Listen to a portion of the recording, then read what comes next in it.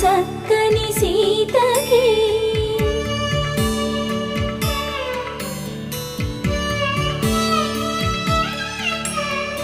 ఎర్ర జాబిలి చేయి